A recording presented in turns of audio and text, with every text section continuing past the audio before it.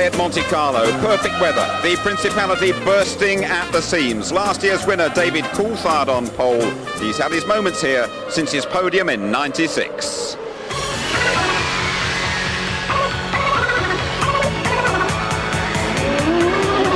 There's a spinner, and it's one of the McLarens. It is David Coulthard. To the beat, y'all. David Coulthard is out of the race. Bang goes the engine. There it goes. Look at that. That's worse than it was last time.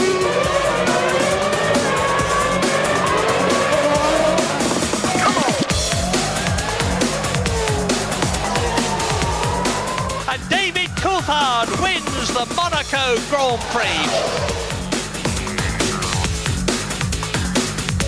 Over the line goes the McLaren, and David Coulthard moves up into pole position. Absolutely fantastic. I'm absolutely delighted because Monaco is sort of billed as the most important place to have the pole. As we saw last year, you're still going to be able to get to the end of 78 laps, which is one of the toughest races that we have in the calendar. But I think just as a standalone discipline, to get a pole in qualifying here is a great feeling. And it's great for us to welcome you to ITV's superb rooftop studio. Winning round here means more to the drivers than any other circuit, and Britain's David Coulthard will be leading the charge to that first corner at Saint-Devote. Tony Jardine and Mark Blundell are with me again. Now, Mark, how highly do you rate that pole of David Coulthard? I think personally it's probably David's best qualifying session I've ever seen him have.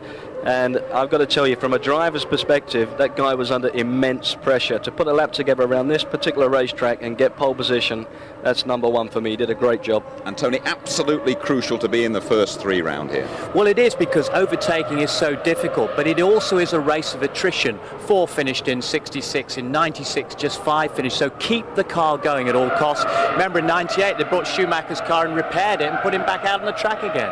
Okay, thank you, Tony. If you're hearing a few noises behind me, don't worry about that. The car's just clearing their throats, really, before the start in just over 20 minutes' time. If you are joining us for the first time, because we are at Monaco, welcome to you. This is how the standings look as we approach the 7th Grand Prix of the season. Coulthard just 4 points behind Michael Schumacher, 4 times the winner round here. A big gap then to Barrichello, second last year. Ralf Schumacher has never finished here, and in fact only 9 finished the last Monaco Grand Prix.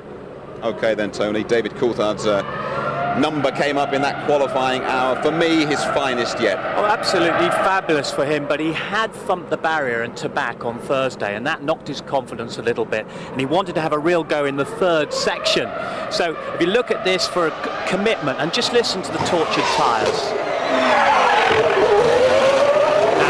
Look at this, there he's right on the edge of the barriers coming anti-nose. Look at the slide, right inch perfect, just kissing the barriers it goes out. Absolutely superb. He knew the time was in there. Observers at the back said he looked visibly the quickest. Never discount Michael Schumacher round here. For a long while it looked he was going to be on pole, but Mark, he had big problems at the start and at the end.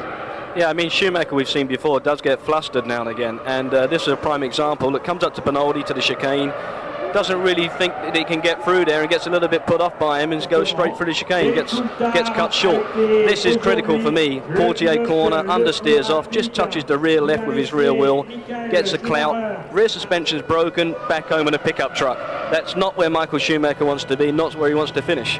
He should have been on the front row on pole position, but he's not.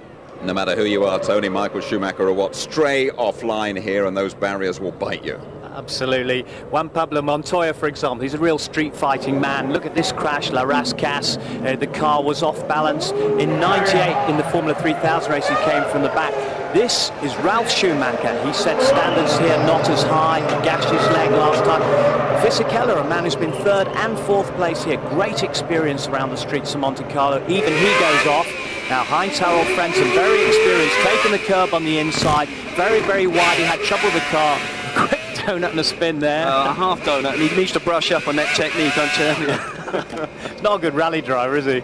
Okay, let's have a look at the grid then, shall we? David Coulthard's time, by the way, nearly a couple of seconds quicker than Schumacher's pole of last year. Then Hakkinen and Barrichello 5th. That's a Monaco best for Ralf Schumacher. Irvine 6th, easily the best so far for Jaguar. And Fisichella out qualifying Jenson Button in the Benetton. Right, let's hear from the top 3. First up, a low-key Mika Hakkinen.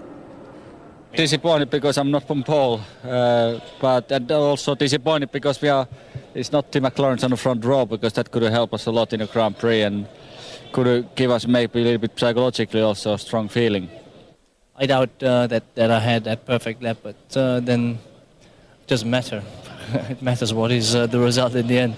Luck played a part, of course, because I didn't get any traffic, and tempting as it was when Michael came up with me in one run, I got well out of the way there, because you get back what you give, so I gave him plenty of space. And timing, they sent me out a little bit ahead of the other guys, and I got a clear track. Ahead of the other guys in morning warm-up as well. David Coulthard, quickest of the lot. The temperature 24 degrees and rising. Coming up, Martin Brundle's grid walk. Now, be sure to stick around after the race if you fancy a touch of the special glitz and glamour at this Grand Prix. We have a champagne ticket for the ball. Cheer for your team, please. Look, you've got to keep them close together.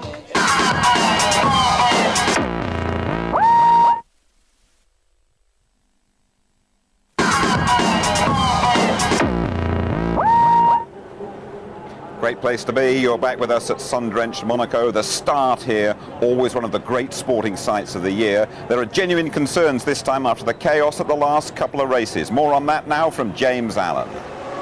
One left behind in Barcelona as the launch control system fails. Lots of ducking and diving in Austria as 4 are left behind. How many will it be today? The problem here in Monaco is that the start straight is just 12 metres wide, which means there's literally nowhere to go to get around a stranded car. In comparison, Barcelona and Austria are both 15 metres wide, so it's an extra 1.5 car widths. So you can see the scale of the problem. Now, the FIA has made it clear to all the teams, if they have any doubt whatsoever about their launch control system, they are not to use them. And there'll be heavy penalties if we have a repeat of what happened on the start in Austria. I can tell you that as of right now, Nick Heidfeld, Jean Alesi, both Benettons and both Jordans have decided not to use the system. The last thing we need today at the start is anybody going like this. It's not just the track, which is incredibly narrow here at Monaco. This pit lane is less than 3 metres wide. It's only a metre wider than a Formula One car. And as you can see, it's absolutely crowded full of people and equipment. It's the most dangerous of all the pit lanes that we visit. So the drivers will be limited to just 60 kilometres an hour when they come in for what's likely to be just the one scheduled stop this afternoon. Is normally 80 kilometres an hour. The good news, though, is that this whole facility is going to be updated. So the teams can look forward to a more spacious and safer working environment in years to come. Sounds as though Martin Brundle might just have to use his elbows a bit for a promenade along the grid. On you go, Martin. Hello, everybody. Just busy chatting away here on the grid.